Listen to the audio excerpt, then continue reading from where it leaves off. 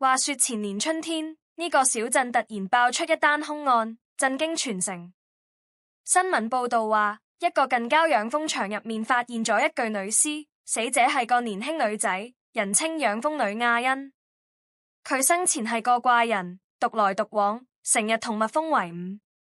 但最恐怖係，兇案現場揾唔到佢個頭顱，警方話兇手可能將頭帶走咗，案情陷入膠着。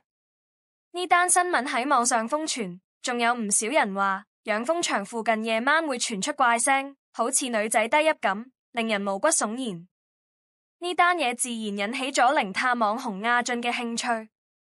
阿俊係個28歲嘅靚仔，平時靠直播靈探揾食，專門去一啲兇案現場或者鬧鬼地方，俾網友睇怪事，吸睛無數。佢見到養蜂女嘅新聞，心血來潮，覺得係個好機會。於是當日夜晚帶住手機同直播器材，獨自一人去咗兇案現場嗰個廢棄養蜂場。午夜時分，阿俊開咗直播，鏡頭對住自己，笑住同網友打招呼：喂，大家好，又係你哋嘅靈探阿俊。今晚我哋嚟到咗最近鬧得熱烘烘嘅養蜂場，大家準備好未？一陣可能有怪聲，甚至鬼魂出現，記得like同聲牙啊！網友即刻彈幕刷屏，有人話小心啲啦，唔好連自己條命都搭上。有人話期待見鬼，快啲入去啦。阿俊拎住手機，推開養蜂場嘅破木門，入面黑漆漆一片，只有月光微微照住啲舊木箱同蜂巢。佢一邊行，一邊用手電筒照路，直播鏡頭掃過一地嘅蜂蠟同乾草。突然，佢停咗步，因為耳邊傳來一陣怪聲。嗚嗚，好似女仔低泣，又似風聲穿過樹林。網友即刻炸鍋，聽到啦，真係有怪聲。阿俊，你唔好行前，快啲走啦！好似唔係鬼哭，係一隻蜜蜂，黃黑相間的顏色在漆黑中閃出寒光。阿俊狐疑道，但阿俊唔驚，反而笑咗笑，嗡嗡聲。咁跟住行就得啦，唔查清楚點得？佢一步步跟住蜜蜂聲走去，聲音時近時遠，好似引佢入深處。直播間嘅氣氛越來越緊張，鏡頭搖晃，網友見到佢行到一棵大樹下，蜜蜂突然停咗。阿俊抬頭一望，樹上掛住一個特大嘅蜂巢，黑麻麻一片，仲有更多蜜蜂飛來飛去。哇，呢個蜂巢好似有啲怪，點解蜜蜂夜晚仲咁活躍？阿俊自言自語，拎手機笑面拍攝。突然，佢瞳孔放大，因為蜂巢入面隱約見到一團白花花嘅嘢，似係人形。佢心跳加速，阿俊開到最大倍數 zoom in。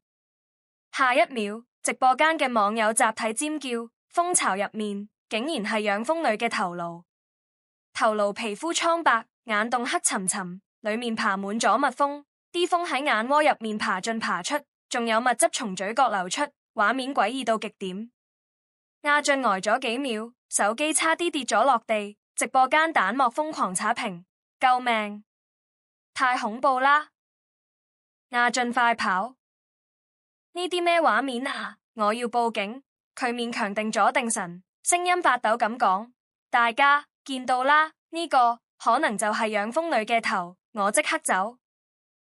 佢轉身就跑，但腳步未企穩，就覺得背後一陣冷風吹過，耳邊傳來一聲女仔嘅低語：你揾到我啦！阿俊驚到魂飛魄散，衝出養蜂場，直播斷咗線。網友議論紛紛，有人話佢撞邪，有人話佢要報警，但阿俊之後一晚都無再上線。自從嗰晚之後，阿俊好似變咗個人。佢返到屋企，成晚瞓唔着，一合眼就會發怪夢。夢入面，養蜂女亞欣出現咗，佢赤裸裸咁企喺佢床邊，身體白得似雪，散發住一陣蜂蜜嘅甜香。佢對住阿俊笑，眼洞雖然空洞，但嘴角微微上揚，似係引誘。阿俊想走，但身體動彈不得，只能眼睜睜睇住亞欣爬上床，貼近佢。亞欣嘅手冷冰冰，劃過佢胸口，佢覺得一陣酥麻，混雜住恐懼同莫名嘅興奮。佢耳邊響起低語：你揾到我，就要同我一齊。亞欣嘅唇貼上佢頸項，帶住一陣蜜糖香味同濕氣，佢心跳加速，汗水同慾望一齊湧上嚟。夢中亞恩嘅身軀好似黃蜂咁靈活，纏住佢，佢掙扎唔到，反而沉淪喺嗰種詭異嘅快感入面。佢見到佢對眼窩入面蜜蜂飛出飛入，似係喺佢身上築巢。每晚都係咁，阿俊瞓醒後身上總有蜜糖嘅氣味，仲有啲紅印，好似俾人吻過咁。佢開始精神恍惚，成日覺得有人喺背後望住佢，甚至聽到蜜蜂嗡嗡聲。佢試過同朋友講，但無人信，話佢壓力太大，建議佢睇醫生。1個月後，阿俊突然失蹤咗。佢最後一次出現係喺社交媒體上載咗一張相，係佢企喺廢棄養蜂場門口，眼神空洞，似笑非笑。網友仲未有時間討論，佢就人間蒸發。警方接到報案，重新搜查養蜂場，結果喺一棵大樹下揾到咗阿俊嘅屍體。佢死狀恐怖，全身赤裸，皮膚布滿咗蜜蜂叮痕，成個人都俾蜜蜂包裹住，似一個人形蜂巢。佢嘴角微微上揚，似係笑緊，但雙眼瞪大，眼窩入面爬滿咗蜜蜂，蜜汁從眼角流出。法醫檢查話，佢死前可能處於極度亢奮狀態，心臟衰竭而死，但點解會同蜜蜂聯繫起來，無人解釋得到。養蜂場從此封閉，但當地人話，夜晚行過附近，仲會聞到一陣蜂蜜香，夾雜住一聲聲女仔嘅低笑。有人話，阿俊同養蜂女喺另一個世界結緣咗，佢嘅靈魂永遠困喺嗰個蜂場入面，夜夜同蜂女纏綿，躲不過的閨蜜情緣。